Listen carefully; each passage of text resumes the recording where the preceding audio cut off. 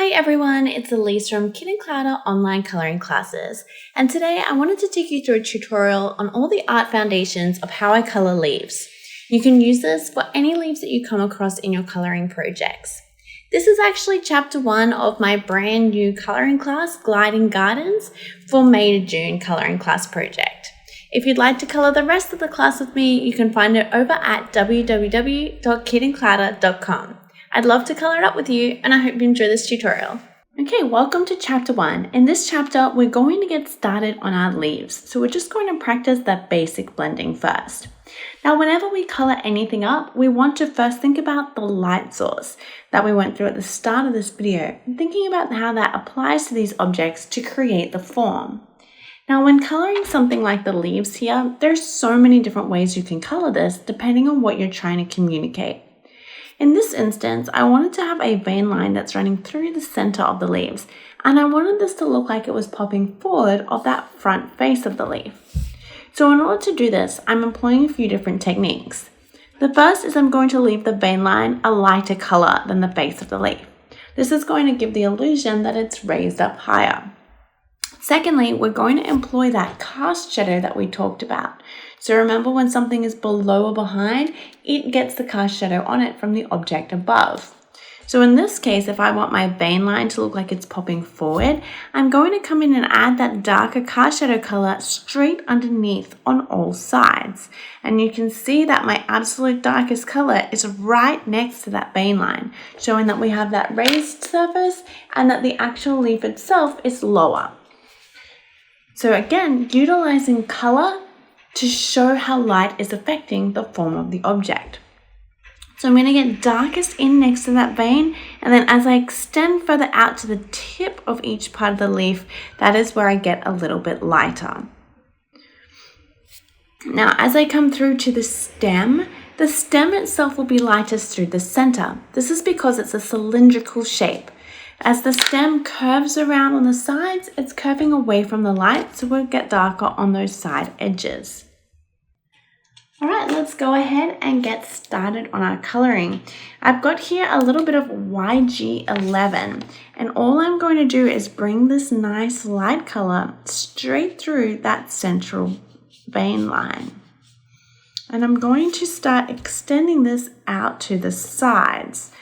So I'm going to bring this on a diagonal and bring it up to the little prongs of the leaves that I have here.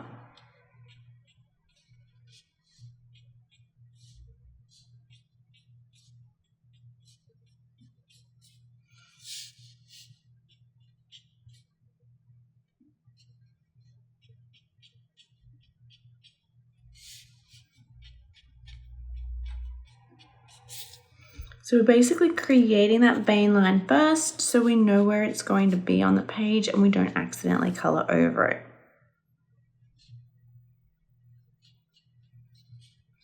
And do the same on the other side as well.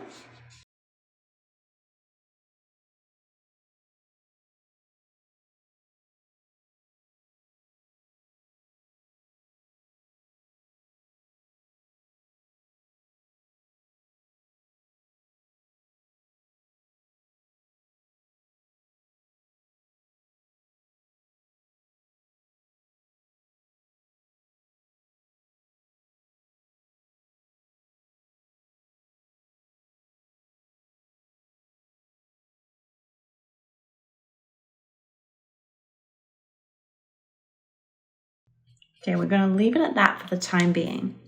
Now what I'm going to do is I'm going to come in with my G99. So I'm now coming with my darkest color. And with this color, we're going to add shading beside the vein line. But I'm keeping it close to the middle of the leaf. So you can see I'm not extending it out too far. It's just staying in that very shadow area, because a cast shadow will always be darkest right next to the object that's above. Now you don't need that vein line to be super thin, so the space that you're leaving for that vein, you can have it a little on the thicker side. I'd always probably recommend that you leave more rather than less space for the vein line, because you can always come back and reduce that size later on.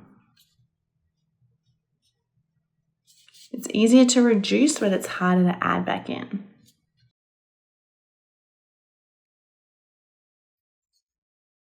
Now on this little one on the bottom, I'm going to do the same sort of thing.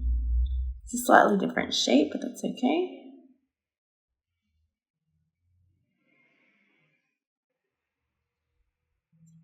And we'll do the same on the other side. Now on these little ones, I'm just coming along the underside there.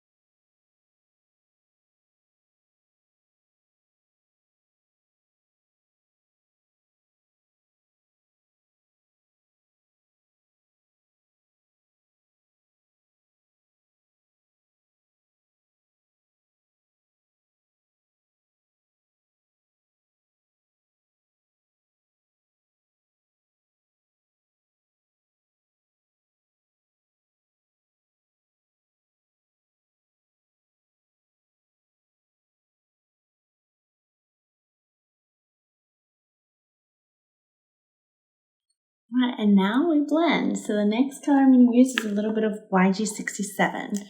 And all we do is we come straight over what we just did with that G99 and we extend out a little further.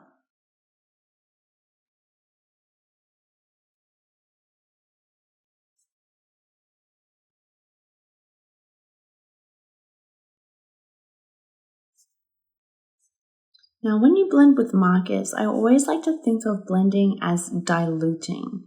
So when you have that darker line, all we're aiming to do is dilute it down so it's softer as it transitions through the page. So if we think about it as diluting instead of blending, it makes a lot more sense. Essentially, if we still have a line where those colors join, it means that we need to layer up the color a little bit more to dilute that hard edge. So provided that you're using the right cardstock for your alcohol markers, so we always want to be using a bleed-proof card, something like the Express It, or there are other options under the coloring FAQs page on the website. It will take a lot of layers of the alcohol before it seeps into the fibers of the paper.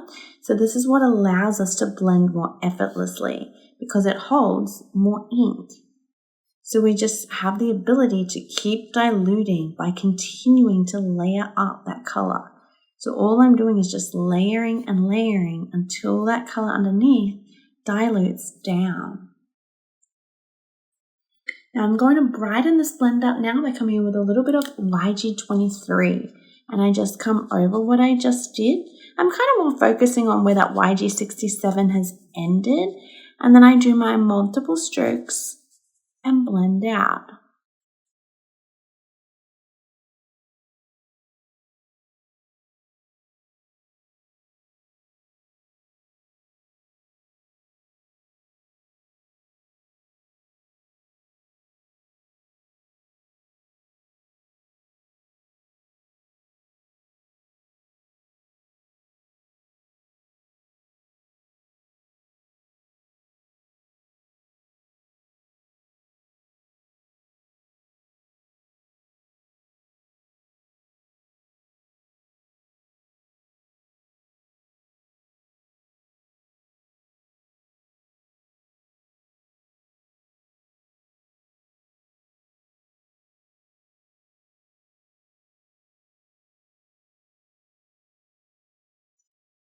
And then the last color in this blend is that YG11.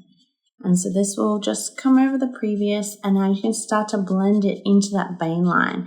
And because it is the same color as the vein line, you should be able to get a smooth transition where that vein comes down and in to the rest of the leaf. So it should be a nice soft transition over that edge. Again, remember we're diluting. So instead of just doing one quick coat of the color, you can see here I take my time and I'm really blending over each little section. And that is helping that color to all fade out really nicely together. Now, if you're still getting the hang of blending, it's absolutely okay. It does just take a little bit of time. We all color with different amounts of pressure and we use different layers. So everyone's is going to be a little different. So you may feel like, okay, I need more layers than what she's doing or even less layers. And it's okay. The more you do, the more comfortable you'll get with your markers and the easier this will get. I call this marker control, and the only way to get better at marker control is to simply color more. Do more classes, go over the technique more often, and then that will just become easy. I really hope that you've enjoyed learning with me today. For more on coloring, please check out my website at kitandclouder.com. I have loads of free color blend charts for markers and pencils, a fully comprehensive coloring FAQs page including tips on getting started, printers, papers and more, and all of my coloring classes, with even some freebies on the homepage for you to try. Make sure you check out our very supportive online community as well, where you can share all of your work with over 30,000 members learning all around the world together. Hope to see you in the classrooms, and thank you so much for watching.